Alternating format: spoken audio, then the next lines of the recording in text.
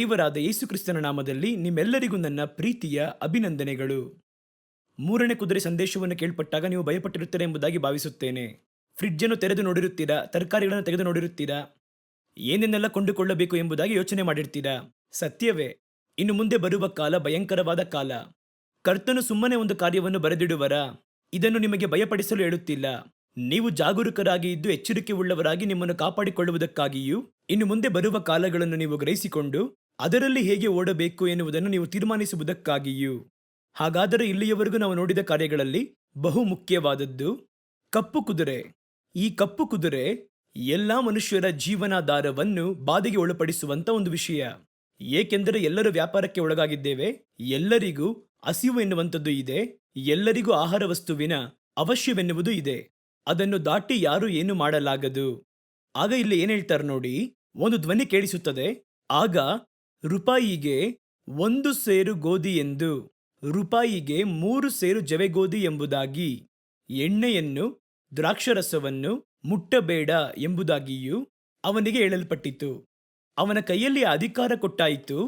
ಭೂಮಿಯಲ್ಲಿರುವಂತಹ ಆ ಬೆಲೆಯುಳ್ಳ ವಸ್ತುಗಳು, ಆಹಾರ ವಸ್ತುಗಳು ಎಲ್ಲವನ್ನು ನಿನ್ನ ಅಧೀನದಲ್ಲಿ ಇಡಬಹುದು, ಆದರೆ ಎಣ್ಣೆಯನ್ನು ನಷ್ಟಪಡಿಸಬಾರದು. ಆಗ ನಾವು ಏನು ಅಂದುಕೊಳ್ಳುತ್ತೇವೆಂದರೆ, ಈ ಎಣ್ಣೆಯ ಮೇಲೂ ದ್ರಾಕ್ಷರಸದ ಮೇಲೂ ಅಧಿಕಾರ ಕೊಡಲಿಲ್ಲ ಅಂತ ಹೇಳಲ್ಪಟ್ಟಿಲ್ಲ. ನಷ್ಟಪಡಿಸಬಾರದು, ಆದರೆ ನಿಯಂತ್ರಿಸಬಹುದು. ಅದೇ ರೀತಿ ಅರ್ಥವಲ್ಲವೇ? ಆಗ ಎಣ್ಣೆಯನ್ನು ದ್ರಾಕ್ಷರಸವನ್ನು ನಷ್ಟಪಡಿಸಬೇಡ ಎನ್ನುವುದನ್ನು ನಾವು ನೋಡಿದ್ದೇವೆ. ಈಗ ನೀವು ಇದರಲ್ಲಿ ಚೆನ್ನಾಗಿ ನೋಡಿ, ಎಣ್ಣೆ ಅಂದರೆ ಏನನ್ನು ಸೂಚನೆ ಮಾಡುತ್ತದೆ, ಯಾವುದನ್ನು ಸೂಚಿಸುತ್ತದೆ? ಕಡಲೆಕಾಯಿ ಎಣ್ಣೆ, ಹರಳೆಣ್ಣೆ, ತೆಂಗಿನ ಎಣ್ಣೆ ಇದುವಾ? ಇಲ್ಲ ಇಲ್ಲ. ಇದು ಹೇಳುವುದು ಪೂರ್ತಿಯಾಗಿ ಪೆಟ್ರೋಲಿಯಂ ಕುರಿತು. ಎಣ್ಣೆ ಖನಿಜ ಸಂಪನ್ಮೂಲ ತುಂಬಿದ ದೇಶ. ಅವೆಲ್ಲವನ್ನು ನೀವು ಯಾವ ವಿಧದಲ್ಲೂ ತಡೆ ಮಾಡಬಾರದು. ಏಕೆಂದರೆ ಅದನ್ನಿಟ್ಟೆ ನಾವು ಜೀವನಾಧಾರದ ಹಲವು ವಿಚಾರಗಳನ್ನು ಒಳಗೊಂಡಿದೆ. ನಿಯಂತ್ರಿಸಬಹುದು, ಆದರೆ ನಷ್ಟಪಡಿಸಬಾರದು. ಒಂದು ಯುದ್ಧ ಮಾಡ್ತೀನಿ ಅಂತ ಹೇಳಿ ಈ ರೀತಿ ದೊಡ್ಡ ಕಚ್ಚಾ ತೈಲದ ಬಾವಿಗಳನ್ನು ನಾಶ ಮಾಡುವುದು, ಈ ರೀತಿ ಅವುಗಳನ್ನು ನಷ್ಟಪಡಿಸಬಾರದು. ದ್ರಾಕ್ಷರಸವನ್ನು ನಷ್ಟಪಡಿಸಬಾರದು. ದ್ರಾಕ್ಷರಸವನ್ನು ಜನಗಳಿಗೆ ನಾವು ಕೊಡಬೇಕು. ನೀವು ನಡೆದಂತ ರೀತಿಯನ್ನು ಕೂಡ ಬೇಕಾದರೆ ನೋಡಿರಿ. ಒಬ್ಬ ವ್ಯಕ್ತಿ ಹೊರಗೆ ಹೋಗಿ ತರಕಾರಿ ತಗೊಳಕ್ಕಾಗಲ್ಲ, ಹೊರಗೆ ಹೋಗಿ ಓಡಾಡಲಾಗದು, ಆದರೆ ವೈನ್ ಶಾಪ್ ಮಾತ್ರ ತೆರೆದಿರುವುದು. ನೋಡಿದ್ರಾ? ಅದಕ್ಕೆ ಮಾತ್ರ ನಿಯಂತ್ರಣವಿಲ್ಲ. ಅದಕ್ಕೆ ದೊಡ್ಡ ಕ್ಯೂ ಕಟ್ಟಿ ನಿಂತಿರುವರು ಬೆಳಗ್ಗೆಯೇ. ಅದಕ್ಕೆ ಮಾತ್ರ ನಿಯಮಗಳು ಉಂಟು. ಯಾಕೆಂದರೆ ಇವತ್ತು ಬಂದು ಇಂಡಿಯಾದಲ್ಲಿ ಮಾತ್ರವಲ್ಲ, ಲೋಕಪೂರ್ತಿಯಾಗಿಯೇ ಮದ್ಯಪಾನವನ್ನು ಬಳಕೆ ಮಾಡುವವರು ಬಹುಮಂದಿ ಇದ್ದಾರೆ.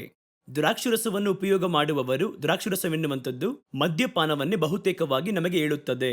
ಆಗ ಇದನ್ನು ಏನ್ ಮಾಡ್ತಾರಂದ್ರೆ, ಎಣ್ಣೆಯನ್ನು ನಷ್ಟಪಡಿಸದೆ, ದ್ರಾಕ್ಷರಸವನ್ನು ನಷ್ಟಪಡಿಸದೆ, ಆದರೂ ಏನು ಮಾಡಬಹುದು ಎಂದರೆ ನಿಯಂತ್ರಿಸಬಹುದು. ಇವತ್ತು ಇವರ ಒಂದು ಕಟ್ಟುಪಾಡಿನಲ್ಲಿ ಅನುದಿನವೂ ನಾವು ಬಳಸುವಂತ ಎಲ್ಲ ಉಪಕರಣಗಳು, ಗೋಧಿ ಎನ್ನುವಂಥದ್ದು, ಜವೆಗೋಧಿ ಎನ್ನುವಂಥದ್ದು ಇಸ್ರೇಲ್ ದೇಶದಲ್ಲಿ ಸಾಧಾರಣವಾದ ಜನಗಳು ಉಪಯೋಗಿಸುವಂಥದ್ದು.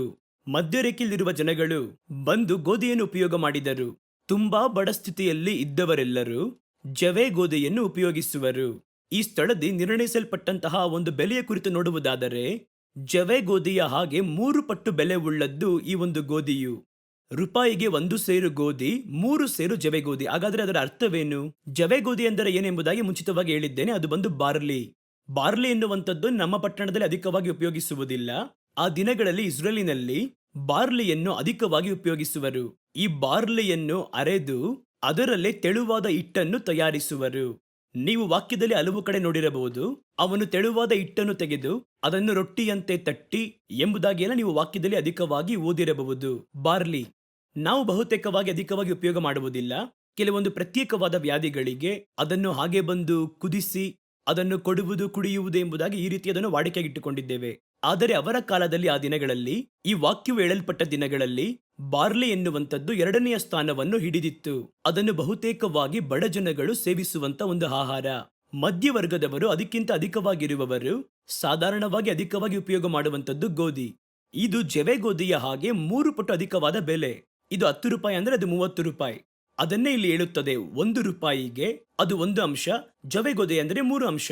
ಹಾಗಾದ್ರೆ ಬಡವರು ಸೇವಿಸುವಂತ ಆಹಾರದಲ್ಲೂ ಅಧಿಕಾರವನ್ನು ಚಲಾಯಿಸುವನು. ನಾವು ಬಡವರು ಇದೆಲ್ಲ ಕಡಿಮೆ ದರದಲ್ಲಿ ಸಿಗುವುದಿಲ್ಲ. ಒಂದು ನೆಲ್ಲಿಕಾಯಿ ಕೂಡ ಒಂದು ಸಾಧಾರಣ ವಸ್ತು ಕೂಡ ಇಲ್ಲ. ಎಲ್ಲವುಗಳ ಮೇಲೆ ಅವನ ಅಧಿಕಾರ ಬರುವುದು. ನೀವು ಆಹಾರ ವಸ್ತು ಎಂದು ಎಣಿಸುವಂತ ಎಲ್ಲ ವಸ್ತುಗಳ ಮೇಲೂ ತನ್ನ ನಿಯಂತ್ರಣವನ್ನು ಅವನು ಇಡುವನು. ಬಡವನಾಗಿದ್ದರೂ ಅವನ ನಿಯಂತ್ರಣಕ್ಕೊಳಗಾಗಬೇಕು. ಮಧ್ಯಮ ವರ್ಗದವರಾಗಿರುವವರಾದರೂ ನಿಯಂತ್ರಣದಲ್ಲಿರಬೇಕು. ದೊಡ್ಡ ಹಣ ವಸತಿ ಇರುವುದಾದರೂ ಅವನ ಅಧೀನದಲ್ಲೇ ಇರಬೇಕು.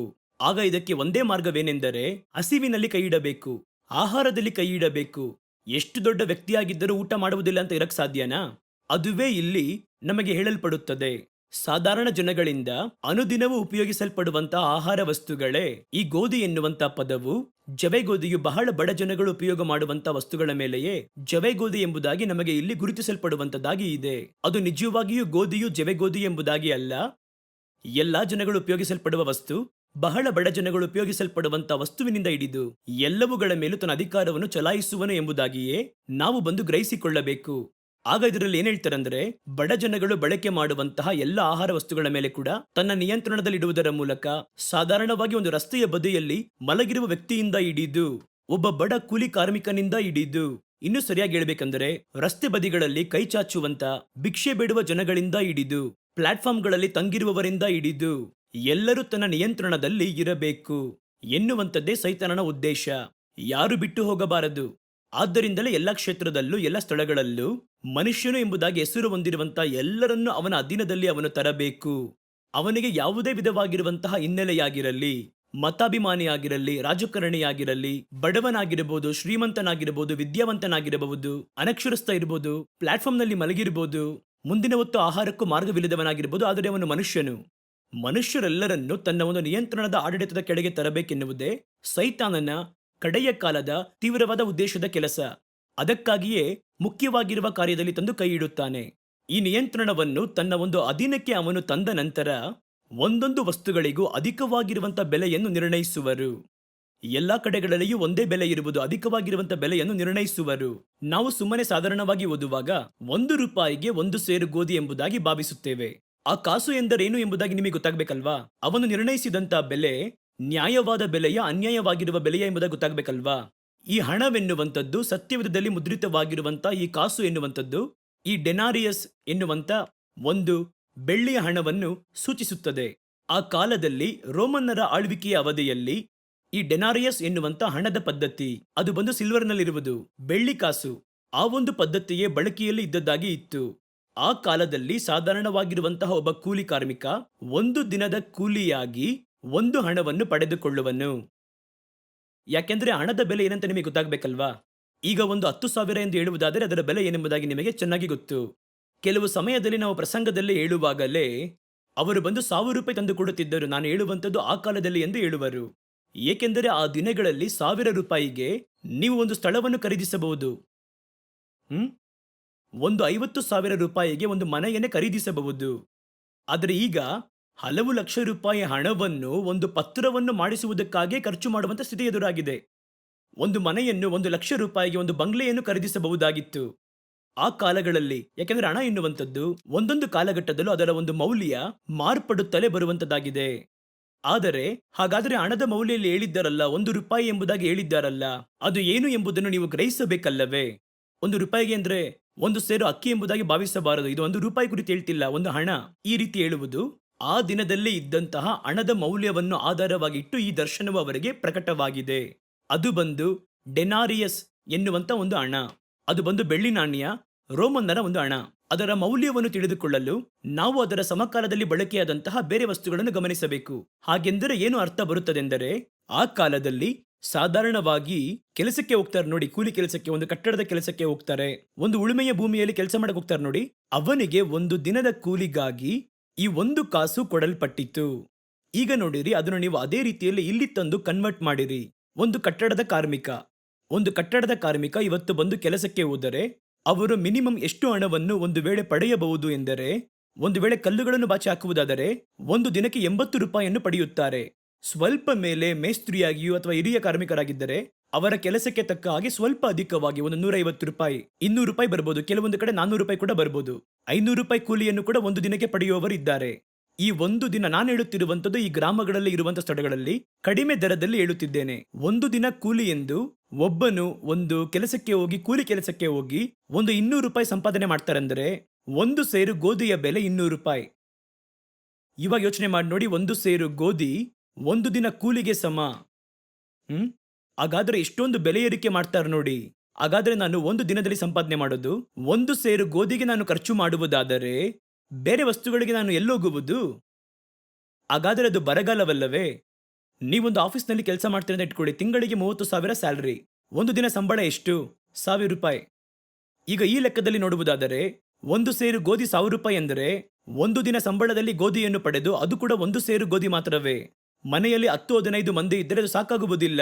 4 ಸೇರಾದ್ರೂ ಪಡಿಬೇಕಲ್ವಾ? ಹಾಗಾದ್ರೆ ಅದನ್ನು ಪಡೆಯುವುದಾದರೆ ಬೇರೆ ವಸ್ತುಗಳಿಗೆ ಏನು ಮಾಡುವುದು? 30 ದಿನಗಳು ಸೇವಿಸಬೇಕಲ್ಲ. ಪಡೆದಂತ ₹30,000 ಅನುದಿನವೂ ನಾನು ಕೆಲಸ ಮಾಡಿದಂತಹ ನನ್ನ ಪ್ರಯಾಸವೆಲ್ಲವೂ ಗೋಧಿಯನ್ನು ಕೊಂಡುಕೊಳ್ಳುವುದಕ್ಕೆ ಸರಿಯಾಗಿ ಹೋದರೆ ನಾನು ಬೇರೆ ಏನು ಮಾಡಲಾಗುವುದು? ಇದು ನಾವು ಅರಿತುಕೊಳ್ಳುವುದಕ್ಕೆ, ತಿಳಿದುಕೊಳ್ಳುವುದಕ್ಕಾಗಿ ನಾನು ಹುದುವಾಗಿ ಹೇಳುತ್ತಿದ್ದೇನೆ. ಹಾಗಾದರೆ ಬೆಲೆ ಏರಿಕೆ ಎನ್ನುವಂಥದ್ದು ಸಹಿಸಲು ಆಗದಂತ ನಮ್ಮ ಒಂದು ಪ್ರಯಾಸದ ದೊಡ್ಡ ಭಾಗವನ್ನು ಖರ್ಚು ಮಾಡುವ ಹಾಗೆ ಇರುವುದು. ಆ ದಿನಗಳಲ್ಲಿ ಹಾಗೆ ಮಾಡಿದ್ದಾರೆ. ಇಲ್ಲಿ ಗಮನಿಸಿರಿ, ಒಂದು ಹಣವೆನ್ನುವುದು ಒಬ್ಬ ವ್ಯಾಪಾರಿಯ ಒಂದು ದಿನದ ಸಂಬಳ. ಒಂದು ದಿನದ ಸಂಬಳ. ಒಂದು ವೇಳೆ ಅದನ್ನು ಅವನು ಪಡೆಯುವುದಾದರೆ ಆ ದಿನದ ಕೂಲಿ ಅದು ಅಲ್ಲಿಯೇ ಮುಗಿದು ಹೋಯಿತು ಅಷ್ಟೇ. ಹಾಗಾದರೆ ಗೋಧಿಯನ್ನು ಪಡೆಯಬೇಕೆಂದರೆ 3 ಸೇರು ಜವೆ ಗೋಧಿಗೆ ಸಮ. ಹಾಗಾದರೆ ಇವತ್ತು ಒಂದು ದಿನದ ಕೂಲಿಯಾಗಿ ಕೆಲವು ಕಟ್ಟಡ ಕಾರ್ಮಿಕರು ಪಡೆಯುವಂತಹ ₹400 ಎನ್ನುವಂಥದ್ದು 3 ಸೇರು ಜವೆಗೋಧಿಯನ್ನು ಪಡೆಯಬಹುದಷ್ಟೇ, ಬಾರ್ಲಿ. ಇದುವೇ ಬೆಲೆ. ಹಾಗಾದರೆ ಒಟ್ಟಾರೆ ಏನು ಹೇಳುತ್ತದೆಂದರೆ, ಹಲವು ಪಟ್ಟು ಹೆಚ್ಚಿಸಲ್ಪಟ್ಟಂತ ಬೆಲೆ, ಜನಗಳನ್ನು ಕೊಳ್ಳೆ ಹೊಡೆಯುವಂಥದ್ದು. ಸಮೀಪ ದಿನಗಳಿಂದ ನೋಡುವುದಾದರೆ ಲೋಕಮಯವಾದ ರಾಜಕಾರಣದಲ್ಲಿ ಜನಗಳನ್ನು ಒಗೆದು ಹಿಂಡಿ ಸರ್ಕಾರಗಳು ಅವರನ್ನು ಹೀರಿ ತೆಗೆದುಕೊಳ್ಳುವ ಸಂಭವಗಳ ನೋಡುತ್ತೇವೆ. ಹಲವು ವಿಧವಾದ ಹೆಸರುಗಳಲ್ಲಿ ತೆರಿಗೆಗಳು, ಹಲವು ವಿಧವಾದ ಬೆಲೆ ಏರಿಕೆಗಳು. ಅದಕ್ಕೆ ಹಲವು ಕಾರಣ ಹೇಳ್ತಾರೆ. ಯುದ್ಧ ನಡೆಯುತ್ತೆ ಎಂಬುದಾಗಿ ಹೇಳ್ತಾರೆ, ಘೋರವ್ಯಾಧಿ ಬಂತು ಅಂತ ಹೇಳ್ತಾರೆ. ಇವೆಲ್ಲವನ್ನು ತಂದು ನಮ್ಮ ಜೀವನಾಧಾರವನ್ನು, ಅಸ್ಥಿವಾರದ ಜೀವನಾಧಾರವನ್ನು ಪ್ರಶ್ನಾರ್ಥಕವಾಗಿ ಮಾರ್ಪಡಿಸಿದ್ದಾರೆ. ಇನ್ನು ಮುಂದೆ ಇಂಥ ಸ್ಥಿತಿಯೇ ಮುಂದುವರಿಯುವುದು. ಅವಾಗೇನು ಹೇಳ್ತಾರೆ ಅಂದ್ರೆ, ಇವಾಗ ಬಂದು ಉತ್ಪತ್ತಿ ಆಗುತ್ತಿಲ್ಲ, ಅದಿಲ್ಲ ಇದಿಲ್ಲ, ಇಷ್ಟೇ ಬೆಲೆ, ಬೇಕು ಅಂದ್ರೆ ಕೊಂಡುಕೋ, ಇಲ್ಲ ಅಂದ್ರೆ ಹೋಗ್ತಾ ಇರು ಎಂಬುದಾಗಿ ಹೇಳುವರು. ಹಾಗಾದರೆ ಹಲವು ಪಟ್ಟು ಬೆಲೆ ಏರಿಕೆಯಾದ ಜೀವನಾಧಾರದಲ್ಲಿ ಕೈಯಿಡುವಂತಹ ಇಂಥ ಕಾರ್ಯಗಳು ಈ ದಿನಗಳಲ್ಲಿ ಉಂಟಾಗುವುದು ಎಂದು ಹೇಳುತ್ತಾರೆ. ಹಾಗಾದರೆ ಆ ಕಾಲದಲ್ಲಿ ಎಂಥ ಬೆಲೆ ಇತ್ತು ಅಂತ ನಿಮಗೆ ಗೊತ್ತಾಗಬೇಕಲ್ವಾ? ಆ ಕಾಲದಲ್ಲಿ ನೀವು ಚರಿತ್ರೆಯಲ್ಲಿ ನೋಡಬಹುದು, ಸತ್ಯವೇದದಲ್ಲಿ ತೆಗೆದು ನೋಡಬಹುದು, ಒಂದು ಸೇರಿಗೆ, ಒಂದು ಹಣಕ್ಕೆ 8 ಪಟ್ಟು ಗೋಧಿ. ಅದೇ ಈ ಒಂದು ವಾಕ್ಯವು ಬರೆಯಲ್ಪಟ್ಟಂತ ಕಾಲದಲ್ಲಿ ಇದ್ದಂತ ಒಂದು ಸ್ಥಿತಿ. ಒಂದು ಹಣಕ್ಕೆ 1 ಸೇರು ಗೋಧಿ ಎನ್ನುವಂಥದ್ದು ಈಗ ನಿರ್ಣಯಿಸಲ್ಪಟ್ಟಂತ ಬೆಲೆ. ಆದರೆ ಆ ದಿನಗಳಲ್ಲಿ ₹1ಗೆ 8 ಪಟ್ಟು ಗೋಧಿ. ಹಾಗಾದರೆ ನಾವು ಈಗ ಉಪಯೋಗ ಮಾಡುವಂತ ವಸ್ತುಗಳ ಬೆಲೆ ಎನ್ನುವಂಥದ್ದು 8 ಪಟ್ಟು ಅಧಿಕವಾಗುತ್ತಂತೆ. 8 ಪಟ್ಟು ಅಧಿಕ. 8 ಪಟ್ಟು ಗೋಧಿ ಪಡೆದ ಸ್ಥಳದಲ್ಲಿ ₹1 ಕೊಟ್ಟು 1 ಸೇರು ಗೋಧಿಯನ್ನು ಪಡಿತೀವಿ. ಹಾಗಾದರೆ 8 ಪಟ್ಟು. ಇದನ್ನೇ ಅವರು ಅಲ್ಲಿ ಹೇಳಲು ಬರುತ್ತಿದ್ದಾರೆ. ಅದೇ ರೀತಿ ₹1ಗೆ ಆ ದಿನದಲ್ಲಿ 24 ಪಟ್ಟು ಜವೆಗೋಧಿಯನ್ನು ಪಡೆದಿದ್ದಾರೆ. 24 ಪಟ್ಟು. ಆದರೆ ಇವಾಗ ನೋಡಿ, ಅದು 3 ಪಟ್ಟಿಗೆ ಮಾರ್ಪಟ್ಟಿದೆ. ಹಾಗಾದರೆ 8 ಸೇರು. ಹಾಗಾದರೆ 8 ಪಟ್ಟು ಹೆಚ್ಚಿಸಲ್ಪಟ್ಟಂತಹ ಬೆಲೆ ಏರಿಕೆಯಾಗಿರುವ ಸನ್ನಿವೇಶಗಳು. ಆ ದಿನಗಳಲ್ಲಿ ನನ್ನ ತಂದೆಯಂತಹ ವ್ಯಕ್ತಿಗಳು ಕೆಲಸ ನೋಡಿದ ಸಂದರ್ಭಗಳಲ್ಲಿ ಎಲ್ಲ ಒಂದು ತಿಂಗಳಿಗೆ ಸಂಬಳ ಬಂದು ₹300 ಇರುವುದು. ನನ್ನ ತಂದೆಯವರು ಸರ್ಕಾರದಲ್ಲಿ ಒಬ್ಬ ಅಧಿಕಾರಿಯಾಗಿ ರೆವಿನ್ಯೂ ಡಿಪಾರ್ಟ್ಮೆಂಟ್ನಲ್ಲಿ ಕೆಲಸ ಮಾಡ್ತಿದ್ರು. ಒಂದು ತಿಂಗಳಿಗೆ ಸಂಬಳ ಬಂದು ₹300 ಇರುವುದು. ಇವತ್ತು ನಾವು ಕೇಳ್ಪಡುವುದಾದರೆ ₹300 ಇಟ್ಟು ಯಾವ ರೀತಿ ಸಂಸಾರ ಮಾಡಿದರು ಎಂಬುದಾಗಿ ನೀವು ಹೀಗಿರುವಂತ ಹಣವನ್ನು ಇಟ್ಟು ಆ ಕಾಲದ ಲೆಕ್ಕಾಚಾರವನ್ನು ಲೆಕ್ಕ ಮಾಡುತ್ತಿದ್ದೀರಾ? ಅವರ ನಿಜವಾದ ಸಂಬಳ ಎಷ್ಟಿರ್ಬೋದು ಅಂತ ಹೇಳ್ತೀನಿ ನೋಡಿ. ಆ ದಿನಗಳಲ್ಲಿ ₹300 ಸಂಬಳವನ್ನು ಪಡೆಯುವಂತ ದಿನಗಳಲ್ಲಿ 1 ಪೌಂಡ್ ಬಂಗಾರದ ಬೆಲೆ ಬಂದು ₹40. ಹಾಗಾದ್ರೆ ₹40 ಎಂದರೆ ಅವರ ಸಂಬಳವನ್ನು ₹400 ಅಂತ ಇಟ್ಕೊಳ್ಳೋಣ ನಮ್ಮ ಒಂದು ಲೆಕ್ಕಾಚಾರಕ್ಕೋಸ್ಕರವಾಗಿ. ಒಂದು ತಿಂಗಳ ಸಂಬಳದಲ್ಲಿ 10 ಪೌಂಡ್ ಬಂಗಾರವನ್ನು ಖರೀದಿಸಬಹುದು. ಇವತ್ತು 1 ಪೌಂಡ್ ಬಂಗಾರವೆನ್ನುವುದು ಹೆಚ್ಚು ಕಡಿಮೆ ಎಂದರೆ 25ರಿಂದ 30 ಸಾವಿರದವರೆಗೂ ಹೋಗುತ್ತೆ. ಹಾಗಾದರೆ 10 ಪೌಂಡ್ ಎಂದರೆ 2,50,000 ಹೋಗುವುದು. ಹಾಗಾದರೆ ನನ್ನ ತಂದೆಯ ಕಾಲದಲ್ಲಿ ನಾನು ಒಬ್ಬ ಚಿಕ್ಕ ಹುಡುಗನಾಗಿ ಇರಬೇಕಾದರೆ ಅವರು ಪಡೆದ ಸಂಬಳ ಎನ್ನುವಂಥದ್ದು ಇವತ್ತು ನಾವು ಕೊಡಬೇಕು ಎಂದು ಹೇಳುವುದಾದರೆ ₹2,00,000 ಕೊಡಬೇಕು. ಆದರೆ ಇವತ್ತೇನ್ ಮಾಡ್ತಾರೆ, ಒಂದು ರೆವಿನ್ಯೂ ಡಿಪಾರ್ಟ್ಮೆಂಟ್ ಅಲ್ಲಿ ಕೆಲಸ ಮಾಡುವವರಿಗೆ 70,000 80,000 ಸಂಬಳವನ್ನು ಕೊಟ್ಟು, ನೋಡ್ರಿ ಒಂದು ಕಾಲದಲ್ಲಿ ₹300 ಸಂಬಳವನ್ನು ಪಡೆಯುತ್ತಿದ್ದರು, ಇವತ್ತು ನಾವು ಸಂಬಳವನ್ನು ಹೆಚ್ಚಿಸಿದ್ದೇವೆ ಎಂಬುದಾಗಿ ಹೇಳುವಂಥದ್ದು ಮೂರ್ಖತನ. ಯಾಕೆ ಆ ರೀತಿ ಎಂದು ಕೇಳಿದರೆ, ನೀವು ಅದನ್ನು ಬೇರೆ ವಸ್ತುಗಳ ಜೊತೆ ಹೋಲಿಕೆ ಮಾಡಿ ನೋಡಬೇಕು. ಆ ದಿನದಲ್ಲಿ ಬಂಗಾರದ ಒಂದು ಬೆಲೆ ಏನು, ಒಂದು ದೇಶದ ಒಂದು ಆರ್ಥಿಕತೆ ಸ್ಥಿತಿ ಬಂಗಾರದ ಅಡಿಯಲ್ಲಿಯೇ ನಿರ್ಧಾರವಾಗುತ್ತದೆ. ಹಾಗಾದ್ರೆ ₹400 ಸಂಬಳ ಪಡೆದಂತ ಒಂದು ಸರ್ಕಾರದಲ್ಲಿ ಕೆಲಸ ಮಾಡುವಂತ ಅಧಿಕಾರಿ ಒಂದು ತಿಂಗಳ ಸಂಬಳಕ್ಕೆ ಕೂಡಿಸಿಟ್ಟ 10 ಪೌಂಡ್ ಬಂಗಾರವನ್ನು ಪಡೆಯುತ್ತಾರೆ. ಇವತ್ತು ನೀವು ಒಂದು ತಿಂಗಳ ಸಂಬಳದಲ್ಲಿ 10 ಪೌಂಡ್ ಬಂಗಾರವನ್ನು ಪಡೆಯಲಾಗುವುದು. ಯೋಚನೆ ಮಾಡಿ ನೋಡಿ. ಈ ರೀತಿಯಲ್ಲಿಯೇ ಇನ್ನು ಮುಂದೆ ಬರುವ ಕಾಲದಲ್ಲಿ ಇದುವೇ 8 ಪಟ್ಟಾಗಿ ಹೆಚ್ಚಿಸಲ್ಪಡುವುದು. ಹಾಗಾದ್ರೆ ಆಟೋಮೆಟಿಕ್ ಆಗಿ ಕ್ಷಾಮ ಬರುವುದಲ್ಲವೇ? ಸಾಧಾರಣ ಜನಗಳು ಹೇಗೆ ಒಂದು ವಸ್ತುವನ್ನು ಬೆಲೆ ಕೊಟ್ಟು ಖರೀದಿಸುವರು, ಆಗ ಇಂದು ಆಹಾರದ ವಸ್ತುಗಳು ಬೆಲೆ ಕಟ್ಟಲ್ಪಟ್ಟು ನಿರ್ಣಯಿಸಲ್ಪಡುವುದರಿಂದ 1 ಸೇರು ಗೋಧಿ 8 ಪಟ್ಟು ಅಧಿಕವಾಗಿ ಮಾರ್ಪಡುತ್ತದೆ. ಇದನ್ನಿಟ್ಟು ಲೆಕ್ಕ ಹಾಕಿ ನೋಡಬೇಕಾದರೆ ಬಹಳ ಕಠಿಣವಾದ ಸ್ಥಿತಿ ಎದುರಾಗುವುದು. ಆದರೆ ಐಶ್ವರ್ಯವಂತರು ಉಂಟು ಮಾಡುವಂತಹ ವಸ್ತುಗಳಿದೆ ನೋಡಿರಿ, ಆಡಂಬರಕ್ಕೆ, ಅದಕ್ಕೆ ಯಾವ ಹಾನಿ ಬರುವುದಿಲ್ಲ. ಗೋಧಿಯ ಮೇಲೆ ಕೈ ಇಡುವನು, ಜವೆಗೋಧಿಯ ಮೇಲೆ ಕೈ ಇಡುವನು. ಈ ಶ್ರೀಮಂತರು ಉಪಯೋಗ ಮಾಡುವಂತಹ ವಸತಿಗಳು, ಅದನ್ನೇ ದ್ರಾಕ್ಷರಸವು ಎಣ್ಣೆ ಎಂದು ತೋರಿಸುತ್ತದೆ. ಎಣ್ಣೆಯನ್ನು ಬಂದು ಎಲ್ಲರೂ ಉಪಯೋಗ ಮಾಡುತ್ತಾರೆ. ಎಣ್ಣೆ ಎಂದು ಹೇಳುವಂಥದ್ದು ಪೆಟ್ರೋಲ್. ಪೆಟ್ರೋಲ್ ಎನ್ನುವಂಥದ್ದೇ ಆ ಎಣ್ಣೆ. ಹಾಗಾದರೆ ಎಣ್ಣೆಯನ್ನು ಉಪಯೋಗ ಮಾಡುವಂಥದ್ದು ಎಲ್ಲರೂ ಉಪಯೋಗ ಮಾಡುತ್ತಾರಾ? ಅವನು ವಸತಿ ಇರುವಂಥ ಕಾರಿಟ್ಟಿದವನಾಗಿರಬೇಕು, ಶ್ರೀಮಂತರು. ಹಾಗಾದರೆ ಶ್ರೀಮಂತರು ಉಪಯೋಗ ಮಾಡುವಂತಹ ಬೆಲೆ ಉಳ್ಳಂತಹ ವಸ್ತುಗಳು, ಯಾವ ಒಂದು ಬೆಲೆ ಏರಿಕೆಯೂ ನಷ್ಟವೂ ಇರುವುದಿಲ್ಲ. ನಿಮಗೆ ಹಲವು ವಿಷಯ ಜ್ಞಾಪಕ ಬರುವುದು, ಅದೆಲ್ಲ ನಾವು ಹೇಳಬಾರ್ದು, ನೀವು ಗ್ರಹಿಸಿಕೊಂಡು ಅರ್ಥ ಮಾಡ್ಕೋಬೇಕು. ಈಗಲೇ ಸಹಜವಾಗಿ ಅದೇ ನಡೆಯುತ್ತಾ ಇದೆ. ಶ್ರೀಮಂತರು ಉಪಯೋಗ ಮಾಡುವಂತಹ ವಸ್ತುಗಳಿಗೆ ತೆರಿಗೆ ಹಾಕುವಾಗ ಕಡಿಮೆಯಾಗಿ ತೆರಿಗೆ ಹಾಕುತ್ತಾರೆ. ಇದೇ ಪರಿಸ್ಥಿತಿ. ಇದರಿಂದ ಏನಾಗುವುದು ಎಂದು ನೀವು ಕೇಳುವುದಾದರೆ, ಐಶ್ವರ್ಯವಂತರು ತಮ್ಮ ಐಶ್ವರ್ಯದಲ್ಲಿ ನೆಲೆಯಾಗಿರುವರು. ಬಡವರು, ಸಾಧಾರಣ ಜನಗಳು ತಮ್ಮ ಸ್ಥಿತಿಗಳಿಂದ ಬಹಳ ಕೆಳಗೆ ಹೋಗುವರು. ಅದು ಇವಾಗಲೇ ನಡೆಯುವಂಥದ್ದನ್ನು ನಾವು ನೋಡುತ್ತಾ ಇದ್ದೇವೆ.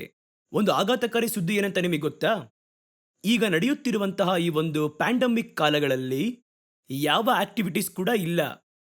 ಉತ್ಪತ್ತಿ ಇಲ್ಲ, ಆಮದು ರಫ್ತು ಇಲ್ಲ, ವ್ಯಾಪಾರಗಳಿಲ್ಲ, ಎಲ್ಲವೂ ಬಾಧೆಗೆ ಒಳಗಾಗಿದೆ. ಕೈಕಾಸನ್ನು ಖರ್ಚು ಮಾಡಿ ಮನೆಯಲ್ಲಿರುವ ಅಲ್ಪ ಸ್ವಲ್ಪವನ್ನು ಹುಡುಕಿ ತೆಗೆದು ಅನುದಿನವೂ ತಮ್ಮ ಜೀವನವನ್ನು ನಡೆಸಲು ಬಹಳ ಕಷ್ಟವನ್ನು ಪಡುತ್ತಿದ್ದಾರೆ. ಆಟೋ ಪಡೆದಿರುತ್ತಾರೆ, ಲೋನ್ ಪಡೆದಿರುತ್ತಾರೆ, ಲೋನ್ ಕಟ್ಟಬೇಕು. ಅಲ್ಲಿ ಬ್ಯಾಂಕ್ನಿಂದ ಅವರಿಗೆ ನೋಟಿಸ್ ಬರುತ್ತಾ ಇರುವುದು, ಆಟೋ ಓಡಿದರೆ ಮಾತ್ರವೇ ಕುಟುಂಬವನ್ನು ಗಮನಿಸಲು ಸಾಧ್ಯ, ಆ ಲೋನ್ ಅನ್ನು ಕಟ್ಟಲು ಸಾಧ್ಯ. 1 ವರ್ಷ 2 ವರ್ಷದಿಂದ ಎಲ್ಲ ಕಡೆಗಳಲ್ಲೂ ನಮಗೆ ಲಾಕ್ಡೌನ್ ನಿಯಮಗಳನ್ನು ಜಾರಿಯಲ್ಲಿಟ್ಟಿದ್ದಾರೆ. ಇವರು ಎಲ್ಲಿ ಹೋಗುವರು? ಏನು ಊಟ ಮಾಡುವರು? ಬಡವರು ಇನ್ನೂ ಬಡವರಾಗಿ ಮಾರ್ಪಡುತ್ತಾರೆ. ಮನೆಯಲ್ಲಿರುವಂತಹ ವಸ್ತುಗಳೆಲ್ಲವನ್ನು ಅಡಮಾನವಾಗಿ ಅವರಿಟ್ಟು ಅಥವಾ ಮಾರಿ ಬಡವರು ಅತಿ ಬಡವರಾಗಿ ಮಾರ್ಪಡುತ್ತಿದ್ದಾರೆ. ದೊಡ್ಡ ದೊಡ್ಡ ವ್ಯಾಪಾರದ ನಿರ್ವಹಣೆಗಳು ಅವೆಲ್ಲ ಬಹಳವಾಗಿ ಬಾಧೆಗೆ ಒಳಗಾಗಿ ಅದರಲ್ಲಿ ಅನೇಕರು ಕೆಲಸ ಮಾಡಿದವರು ಹೊರಗಡೆ ಹೋಗಿ ಬಿಡುತ್ತಾರೆ. ಆದರೆ ಇದರಲ್ಲಿ ಆಶ್ಚರ್ಯವೇನೆಂದರೆ, ಯಜಮಾನರು ಮಾತ್ರ ಈ ಚಲನೆ ಇಲ್ಲದಂತಹ ಈ ಕಾಲದಲ್ಲೂ ಶ್ರೀಮಂತರಾಗಿ ಮಾರ್ಪಡುತ್ತಾರೆ. ಈಗ ಸಮೀಪದಲ್ಲಿ ತೆಗೆಯಲ್ಪಟ್ಟ ಅಂಕಿಅಂಶಗಳು ಹೇಳುವಂಥದ್ದಾಗಿದೆ, ಈ ಪ್ರತ್ಯೇಕವಾದ ಲಾಕ್ಡೌನ್ಗಿಂತ ಮುಂಚಿತವಾಗಿ ಎಷ್ಟು ಆಸ್ತಿಗಳು ಇತ್ತೋ ಈ ಲಾಕ್ಡೌನ್ ಅವಧಿಯ ನಂತರ ಅದು 3 ಪಟ್ಟಾಗಿ 7 ಪಟ್ಟಾಗಿ ಮಾರ್ಪಟ್ಟಿವೆ ಎಂಬುದಾಗಿ. ಕೆಲವು ಪ್ರತ್ಯೇಕ ದೊಡ್ಡ ಶ್ರೀಮಂತರಿಗೆ ಯಾವಾಗ ಇದು ಸಾಧ್ಯ ನಮಗದು ಅರ್ಥ ಆಗುವುದಿಲ್ಲ. ಯಾವ ರೀತಿ ಅದು ಸಾಧ್ಯ? ಕೈಗಾರಿಕೆಗಳೆಲ್ಲವೂ ಮುಚ್ಚಲ್ಪಟ್ಟಿವೆ. ಅವರ ಕಂಪನಿಯಲ್ಲಿ ಕೆಲಸ ಮಾಡುತ್ತಿದ್ದಂತಹ ಕೆಲಸಗಾರರು ಇವತ್ತು ಬಂದವನು ಬೀದಿಯಲ್ಲಿ ನಿಂತಿದ್ದಾನೆ. ಆದರೆ ಈ ಯಜಮಾನ, ಅವನಿಗೆ ಎಲ್ಲಿಂದಲೂ ಆಸ್ತಿ ಬಂದು ಅವನ ಮೌಲ್ಯ ಅಧಿಕವಾಗುತ್ತಿದೆ. ದೊಡ್ಡ ದೊಡ್ಡ ಶ್ರೀಮಂತರ, ಲೋಕಮಯವಾಗಿರುವಂತಹ ಶ್ರೀಮಂತರ ಪಟ್ಟಿಯನ್ನು ಮಾಡಿದ್ದಾರೆ. ಈ ಪ್ಯಾಂಡಮಿಕ್ ದಿನಗಳ ಹಿಂದೆ ಇದ್ದದಕ್ಕಿಂತಲೂ 7 ಪಟ್ಟು 8 ಪಟ್ಟು ಅಧಿಕವಾಗಿದೆ. ಇವೆಲ್ಲವೂ ಕೂಡ ಇನ್ನು ಮುಂದೆ ಬರುವಂತಹ ಕಾಲಘಟ್ಟದಲ್ಲಿ ನಡೆಯುವಂತಹ ಸಂಭವಗಳಿಗೆ ಇವೆಲ್ಲವೂ ಮುಂಗುರುತಾಗಿ ಇಡಲ್ಪಟ್ಟಿವೆ. ಹಾಗಾದರೆ ಇಂಥ ಕ್ಷಾಮದ ದಿನಗಳು ಬರುವಾಗ ಶ್ರೀಮಂತರುಗಳು ದೊಡ್ಡ ಶ್ರೀಮಂತರಾಗಿ ಮಾರ್ಪಡುವರು, ಬಡವರು ಇನ್ನೂ ಅಧಿಕವಾಗಿ ಬಡವರಾಗಿ ಮಾರ್ಪಡುವರು. ಅದುವೇ ಈಗ ನಡೆಯುತ್ತಿರುವಂಥದ್ದು. ಇವೆಲ್ಲವನ್ನು ನೀವು ನೋಡಬೇಕು. ನಮ್ಮ ಸುತ್ತಲೂ ಏನಾಗುತ್ತಿದೆ ಎಂದು ನೋಡಬೇಕು. ಬೈಬಲ್ ಅದನ್ನೇ ಹೇಳಿದೆ ಅಲ್ಲವೇ? ಹಾಗಾದರೆ ಅವರು ಉಪಯೋಗ ಮಾಡುವಂಥ ವಸ್ತುಗಳಿಗೂ, ಆಡಂಬರದ ವಸ್ತುಗಳಿಗೂ ತೆರಿಗೆ ನಿಯಮಗಳಲ್ಲಿ ಕೂಡ ಅವರಿಗೆ ಕಡಿತವನ್ನು ಮಾಡಿಕೊಡುತ್ತಿದ್ದಾರೆ. ಆದರೆ ಬಡವರು ದಿನನಿತ್ಯವೂ ಉಪಯೋಗ ಮಾಡುವಂಥ ವಸ್ತುಗಳಿಗೂ ಕೂಡ ತೆರಿಗೆ ವಿಧಿಸಲ್ಪಡುತ್ತದೆ. ಹಾಗಾದರೆ ಅದರ ಬೆಲೆಯು ಏರಿಕೆ ಆಗುತ್ತದೆ. ಇದು ಎಂಥ ಘೋರವಾಗಿರುವಂಥ ಕಾರ್ಯವೆನ್ನುವಂಥದ್ದನ್ನು ನೀವು ನೋಡಬೇಕು. ಇವತ್ತು ನಮ್ಮ ಕಣ್ಗಳು ಕಾಣುವಂತೆ ನೆರವೇರುತ್ತಿರುವಂಥ ಇವುಗಳು ಇನ್ನೂ ತೀವ್ರತೆಯನ್ನು ಹೊಂದಿ ಅಂತ್ಯಕ್ರಿಸ್ತನ ಕಾಲದಲ್ಲಿ ಒಂದು ವಸ್ತುವಿಗೆ ನೀವು ಆಸೆ ಪಡಬಹುದು, ಕೊಂಡುಕೊಳ್ಳಲಾಗದು. ಅದನ್ನು ನೋಡಬಹುದು, ತೆಗೆಯಲಾಗುವುದಿಲ್ಲ. ಸಾಧಾರಣವಾದ ನಮ್ಮಂತಹ ಮಧ್ಯಮ ವರ್ಗದ ಜನಗಳನ್ನು, ಬಡ ಜನಗಳನ್ನು ಹೇಳುತ್ತಿದ್ದೇನೆ. ನಮ್ಮ ಜೀವನಾಧಾರ ಪರಿಪೂರ್ಣವಾಗಿ ತೆಗೆಯಲ್ಪಡುವುದು. ನಾವು ಒಂದು ವಸ್ತುವನ್ನು ಪಡೆಯಬೇಕೆಂದರೆ ಅದಕ್ಕೆ ಬಹಳ ಪ್ರಯತ್ನ ಪಡಬೇಕು. ಅವರು ಹೇಳುವ ಕಟ್ಟುಪಾಡುಗಳಿಗೆ ನಾವು ವಿಧೇಯರಾಗಬೇಕು. ಆಹಾರವನ್ನು ತೋರಿಸಿ ಗದರಿಸಿ ಕಾರ್ಯಗಳನ್ನು ಮಾಡುವರು. ನೀವು ನೋಡಿರುತ್ತೀರಾ, ಗಿಣಿ ಜ್ಯೋತಿಷ್ಯ ನೋಡುವವರು. ಅವರು ಏನು ಮಾಡುವರೆಂದರೆ ಒಂದು ಚಿಕ್ಕ ಪೆಟ್ಟಿಗೆ ಇಟ್ಟುಕೊಂಡಿರುವರು, ಒಂದು ಪಂಜರ. ಆ ಪಂಜರದಲ್ಲಿ ಒಂದು ಗಿಣಿಯನ್ನು ಇಟ್ಟಿರುವರು. ಆ ಗಿಣಿಯನ್ನು ಹೊರಕರೆದು ಒಂದು ಚೀಟಿಯನ್ನು ತೆಗೆಯಲು ಹೇಳುವಾಗ ಒಂದು ಚೀಟಿಯನ್ನು ತೆಗೆದ ನಂತರವೇ ಅದಕ್ಕೊಂದು ಆಹಾರವನ್ನು ಕೊಡುವನು. ನೋಡಿರ್ತೀರಲ್ವಾ? ಅದೇ ರೀತಿಯೇ ಇವರು ತಾವು ಹೇಳುವುದನ್ನು ಮಾಡುವಾಗ ಮಾತ್ರವೇ ಇವರ ಜೀವನಾಧಾರವನ್ನು ಗಮನಿಸುವರು. ಒಂದು ಸೇರು ಅಕ್ಕಿ ಬೇಕಾ, ಒಂದು ಸೇರು ಗೋಧಿ ಬೇಕಾ, ಒಂದು ವಸ್ತು ಬೇಕಾ, ಈ ವಿಧವಾದ ನಿಯಮಗಳು. ಇದಕ್ಕೆ ನೀನು ಒಳಗಾಗಬೇಕೆಂದರೆ ಬೇರೆ ಏನು ಮಾರ್ಗವುಂಟು? ಸ್ವಲ್ಪ ನೀವು ಯೋಚನೆ ಮಾಡಿ ನೋಡಿ. ಸಮಾಜ ಕಟ್ಟುಪಡಲು ಆರಂಭಿಸುತ್ತದೆ. ಈ ವಿಧವಾಗಿ ಸುಲಭವಾಗಿ ದೇಶದ ಜನಗಳನ್ನು ಗ್ರಾಮಗಳಿಂದ ನಗರಗಳವರೆಗೂ ಎಲ್ಲಾ ವಿಧವಾಗಿರುವ ಜನಗಳನ್ನು ತನ್ನ ನಿಯಂತ್ರಣದ ಒಳಗೆ ತರುವುದಕ್ಕೆ ಪ್ರಯತ್ನ ಮಾಡುತ್ತಾರೆ. ಇದನ್ನು ಉದ್ದೇಶಪೂರ್ವಕವಾಗಿಯೇ ಕೆಲವು ವ್ಯಾಪಾರಿಗಳು, ವರ್ತಕರು, ಜಗತ್ತಿನ ದೊಡ್ಡ ಶ್ರೀಮಂತರು ಅವರು ಅಂತ್ಯಕ್ರಿಸ್ತನಿಗೆ ಸಹಾಯ ಮಾಡುವ ಸಲುವಾಗಿ ಇವತ್ತಿನಿಂದಲೇ ಈ ಕ್ರಿಯೆಗಳನ್ನು ಮಾಡುತ್ತಾರೆ. ಇನ್ನು ಮುಂದೆ ಬರುವ ಕಾಲಗಳಲ್ಲಿ ಕಡೆಯ ಕಾಲದ ಘಟನೆಗಳನ್ನು ನಾವು ನೋಡುವಾಗ ಆಳ್ವಿಕೆ, ಅಧಿಕಾರವೆನ್ನುವಂಥದ್ದು ಯಾರ ಕೈಗೆ ಹೋಗುವುದು? ವರ್ತಕರ ಕೈಗಳಿಗೂ ದೊಡ್ಡ ಶ್ರೀಮಂತರ ಕೈಗಳಿಗೂ ಅದು ಹೋಗುವಂತದ್ದಾಗಿದೆ. ಅವರು ಈ ಬಡವರನ್ನು ಒಡೆದು ಒಲೆಗಳಲ್ಲಿ ಹಾಕಿ ಈ ಹಣವನ್ನು ತಮಗೆಂದು ಅವರು ವಿಸ್ತರಿಸಿಕೊಂಡು ಅಧಿಕಾರವನ್ನು ಹೆಚ್ಚಿಸಿಕೊಳ್ಳುವರು. ಇವರೆಲ್ಲ ಅಂತ್ಯಕ್ರಿಸ್ತನಿಗೆ ಸಹಾಯವಾಗಿ ಇರುವರು ಎಂಬುದಾಗಿ ಸತ್ಯವೇದವು ಹೇಳುತ್ತದೆ. ಭೂಮಿಯ ವರ್ತಕರ ಕುರಿತು ಬಹಳ ವಾಕ್ಯಗಳು ಉಂಟು. ಅದರ ಕುರಿತು ನಾವು ಹಿಂದೆ ದೀರ್ಘವಾಗಿ ವಿವರವಾಗಿ ನಾವು ನೋಡಲಿದ್ದೇವೆ. ಆದರೆ ಅದಕ್ಕೂ ಮುಂಚೆ ನೀವು ನೋಡಿರಿ, ಒಂದು ಕಾಲದಲ್ಲಿ ದೇಶಗಳ ಆಳ್ವಿಕೆ ಎನ್ನುವಂಥದ್ದು ಅರಸರ ಕೈಗಳಲ್ಲಿ ಇತ್ತು. ಒಬ್ಬನ ಅರಸನಾಗಿದ್ದು ಜಗಳವನ್ನು ಆಡಿ ತನ್ನ ಪಡೆಗಳನ್ನು ನಡೆಸಿಕೊಂಡು ಹೋಗಿ ವಿರೋಧಿಗಳ ಸಂಗಡ ಯುದ್ಧವನ್ನು ಮಾಡಿ ಅನಂತರವೇ ಆ ದೇಶವನ್ನು ಹಿಡಿದು ಆ ದೇಶವನ್ನು ಆಳ್ವಿಕೆ ಮಾಡಲು ಸಾಧ್ಯ. ಅರಸರ ಕೈಗಳಲ್ಲೇ ಇರುವಂತದ್ದಾಗಿದೆ. ಎರಡನೇ ಕಾಲಘಟ್ಟವು ಯಾವ ರೀತಿ ಬಂತು ಎಂಬುದಾಗಿ ಕೇಳುವುದಾದರೆ, ಭೂಮಿಯ ದೇಶಗಳ ಆಳ್ವಿಕೆ ಎನ್ನುವಂಥದ್ದು ರಾಜಕಾರಣಿಗಳ ಕೈಗಳಲ್ಲಿ ಇರುವಂತದ್ದಾಗಿದೆ. ಈಗ ನಾವು ಬದುಕುವ ಕಾಲದಲ್ಲಿ ರಾಜಕಾರಣಿಗಳ ಕೈಗಳಲ್ಲಿ ಇವತ್ತು ಆಳ್ವಿಕೆ ಇದೆ. ಅರಸರೆಲ್ಲರೂ ಪೆನ್ಷನ್ ಪಡೆಯುತ್ತಾ ಇನ್ನು ದೂರ ಸರಿದಿದ್ದಾರೆ. ನೀವು ನೋಡಿ, ಒಂದು ಕಾಲದಲ್ಲಿ ಅರಸರಾಗಿದ್ದವರೆಲ್ಲರೂ ಸ್ವತಂತ್ರ ಕಾಲದ ನಂತರ ಗೌರ್ಮೆಂಟ್ನಿಂದ ಪೆನ್ಷನ್ ಅನ್ನು ಕೊಡುತ್ತಿದ್ದಾರೆ. ಅದನ್ನು ಪಡೆದು ಆ ಅರಮನೆಯಲ್ಲಿ ಒಂದು ಸುಣ್ಣ ಕೂಡ ಬಳಿಯಕ್ಕಾಗದೆ ಅಡಗಿ ಹೋಗಿರುವ ಸಂಭವಗಳನ್ನೆಲ್ಲ ನಾವು ನೋಡಿದ್ದೇವೆ. ಹಾಗಾದರೆ ಈಗ ಅರಸರ ಕೈಗಳಲ್ಲಿ ಆಳ್ವಿಕೆ ಇಲ್ಲ. ಆಳ್ವಿಕೆಗಳು ಅಧಿಕಾರ ಪೂರ್ತಿಯಾಗಿ ಮಂತ್ರಿಗಳ ಕೈಗಳಲ್ಲಿ, ರಾಜಕಾರಣಿಗಳ ಕೈಗಳಲ್ಲಿ ಹೋಗಿದೆ. ಮೂರನೆಯ ಒಂದು ಕಾಲ ಬರುತ್ತದೆ, ಕಡೆಯ ಕಾಲ. ಈಗ ಯಾರ ಕೈಗಳಲ್ಲಿ ಇರುತ್ತದೆ ಎಂದು ಕೇಳಿದರೆ, ಲೋಕದಲ್ಲಿರುವ ಶ್ರೀಮಂತರು, ಲೋಕದ ವರ್ತಕರುಗಳು, ಈ ವರ್ತಕರ ಕೈಗಳಲ್ಲಿಯೇ ದೇಶಗಳ ಅಧಿಕಾರವು ಹೋಗುವುದು. ಈಗಾಗಲೇ ಬಹುಮರೆಯಾಗಿ ಪರದೆಯ ಹಿಂದೆ ಹಲವು ದೇಶಗಳನ್ನು ಆಳ್ವಿಕೆ ಮಾಡುವಂಥದ್ದು ರಾಜಕಾರಣಿಗಳು ಅಲ್ಲ. ನಾವು ಎಲೆಕ್ಷನ್ಗಳಲ್ಲಿ ಆಯ್ಕೆ ಮಾಡಿ ಕಳಿಸ್ತೀವಿ ನೋಡಿ, MLAಗಳು, MP ಗಳು, ಅವರು ಅಲ್ಲ. ಒಂದು ದೊಡ್ಡ ಗುಂಪಿನ ಶ್ರೀಮಂತರಿರುವರು, ಒಂದು ದೊಡ್ಡ ಗುಂಪಿನ ವರ್ತಕರುಗಳಿರುವರು. ಎಲ್ಲ ದೇಶಗಳಲ್ಲೂ ಅವರ ಒಂದು ನಿಯಂತ್ರಣದಲ್ಲಿಯೇ ಈ ರಾಜಕಾರಣಿಗಳು ನಿಯಂತ್ರಿಸಲ್ಪಡುವರು. ಇದು ಸ್ವಲ್ಪ ಸ್ವಲ್ಪವಾಗಿ ಆ ಸ್ಥಳವನ್ನು ವರ್ತಕರುಗಳು ಹಿಡಿದಿದ್ದಾರೆ. ಇದು ಹೊಸದಲ್ಲ. ಇದು ಗ್ರ್ಯಾಜುಯಲ್ ಆಗಿ ಅವರೇ ಮಾಡಲಿಲ್ಲ, ಯಥಾರ್ಥವಾಗಿ ನಡೆಯಲಿಲ್ಲ. ಸತ್ಯವೇದದಲ್ಲಿ ಬರೆದಿದೆ, ಕಡೆಯ ಕಾಲದ ರಾಜಕೀಯದಲ್ಲಿ ವರ್ತಕರ ಒಂದು ಪಾತ್ರವು ದೊಡ್ಡ ಪಾತ್ರವು. ಆ ವರ್ತಕರು ಕಡೆಯ ಕಾಲದಲ್ಲಿ ಈ ರೀತಿಯೇ ಮಾಡುವರು. ಭೂಮಿಯಲ್ಲಿರುವ ಜನಗಳ ರಕ್ತವನ್ನು ಹೀರಿ ತಮಗೆ ಶ್ರೀಮಂತಿಕೆಯನ್ನು ಅವರು ಉಂಟು ಮಾಡಿಕೊಳ್ಳುವರು. ಇವರಿಗೆ ಏನಾಗುವುದು ಎಂಬುದರ ಕುರಿತು ಬರೆಯಲ್ಪಟ್ಟಿದೆ ನೋಡಿ, ಗಮನಿಸಿ. ಈ ರೀತಿ ಉಂಟಾಗುವಂತ ಸ್ಥಿತಿಯನ್ನು ಕಡೆಯ ಕಾಲದ ಸಂಭವ ಎಂಬುದಾಗಿ ಕಾಣಲ್ಪಡದೇ ಇರಲು ಐಶ್ವರ್ಯವಂತರಾದರೂ ತಮ್ಮ ಐಶ್ವರ್ಯದ ಅಮಲಿನಲ್ಲಿ ತೇಲುತ್ತಾ ಇರುವರು. ಸುತ್ತಲೂ ನಡೆಯುವ ಕಾರ್ಯವನ್ನು ನೋಡುತ್ತಿದ್ದೇವೆ. ಜನಗಳು ದಿನಾಲು ಗುಂಪು ಗುಂಪಾಗಿ ಸಾಯುವುದನ್ನು ನೋಡ್ತಾ ಇದ್ದೀವಿ. ಯುದ್ಧ ಕಾರ್ಯಗಳನ್ನು ನೋಡ್ತಾ ಇದ್ದೀವಿ. ದಿನವೂ ಹಲವು ಕಡೆ ನಾಶನವನ್ನು ನೋಡುತ್ತಿದ್ದೇವೆ. ಪ್ರಕೃತಿ ವಿಕೋಪವನ್ನು ನೋಡುತ್ತಿದ್ದೇವೆ. ಆದರೆ ಐಶ್ವರ್ಯವಂತರು ಇವೆಲ್ಲವನ್ನು ನೋಡಿ ಭಯಪಟ್ಟು, ಅಯ್ಯೋ ಇದು ಕಡೆಯ ಕಾಲವಾಗಿದೆಯಲ್ಲ, ಇನ್ನು ಹಣ ಗಳಿಸಿ ಆಸ್ತಿ ಸಂಪಾದಿಸಲು ಇದುವ ಕಾಲ ಎಂದು ಯೋಚಿಸುವುದಿಲ್ಲವಂತೆ. ಆ ಒಂದು ಸಮಯದಲ್ಲೂ ಸತ್ತವನ ಬಟ್ಟೆಯನ್ನು ಕೂಡ ಕಳಚಿ ತೆಗೆದುಕೊಳ್ಳುವರು. ಹೀಗೆ ಬರುವುದು. ಸಿಂಸೋನನ ಕಾಲದಲ್ಲಿ ನೋಡಿ, ಅವರನ್ನು ಕೊಂದು ಸತ್ತಂತ ಶವಗಳ ಮೇಲಿದ್ದಂಥ ಬಟ್ಟೆಯ ಸಮೇತ ಎಲ್ಲವನ್ನು ದೋಚಿ ಹೋದರು ಎಂದು ಬರೆಯಲ್ಪಟ್ಟಿದೆ. ಅದೇ ರೀತಿ ಐಶ್ವರ್ಯವಂತರು ಐಶ್ವರ್ಯದ ಅಮಲಿನ ನಶೆಯಲ್ಲಿ ಇರುವರು. ಯಾಕೋಬನ ಪತ್ರಿಕೆ ಕಡೆಯ ಕಾಲದ ಐಶ್ವರ್ಯವಂತರ ಕುರಿತು ಕೆಲವು ಸ್ವಾರಸ್ಯವಾಗಿರುವ ಮಾಹಿತಿಯನ್ನು ನಮಗೆ ಹೇಳುವುದನ್ನು ಗಮನಿಸಬಹುದು. ಯಾಕೋಬನು ಬರೆದ ಪತ್ರಿಕೆಯಲ್ಲಿ ಕಡೆಯ ಕಾಲದ ವರ್ತಕರುಗಳು, ಕಡೆಯ ಕಾಲದ ಐಶ್ವರ್ಯವಂತರು ಹೇಗಿರುವರು ಎನ್ನುವುದರ ಕುರಿತು ಕೆಲವೊಂದು ವಿಚಾರಗಳು ಬರೆಯಲ್ಪಟ್ಟಿದೆ. ಅದನ್ನು ಓದಿ ಮುಂದೆ ಹೋಗೋಣ. ಯಾಕೋಬನ ಪತ್ರಿಕೆ 5ನೇ ಅಧ್ಯಾಯ 1ರಿಂದ 6ರವರೆಗೂ ಇರುವಂತ ವಾಕ್ಯಗಳು. ಸ್ವಲ್ಪ ನಿಧಾನವಾಗಿ ಓದಿ ನೋಡಿ. ಧನಿಕರೇ ಕೇಳಿರಿ, ನಿಮಗೆ ಬರುವ ದುರ್ದಶೆಗಳಿಗಾಗಿ ಕಣ್ಣೀರಿಡಿರಿ, ಗೋಳಾಡಿರಿ. ನಿಮ್ಮ ಧನವು ನಾಶವಾಗಿದೆ, ನಿಮ್ಮ ಬಟ್ಟೆಗಳಿಗೆ ನುಸಿ ಹಿಡಿದಿದೆ, ನಿಮ್ಮ ಚಿನ್ನ ಬೆಳ್ಳಿಗಳು ಮಣ್ಣು ಹಿಡಿದವೆ.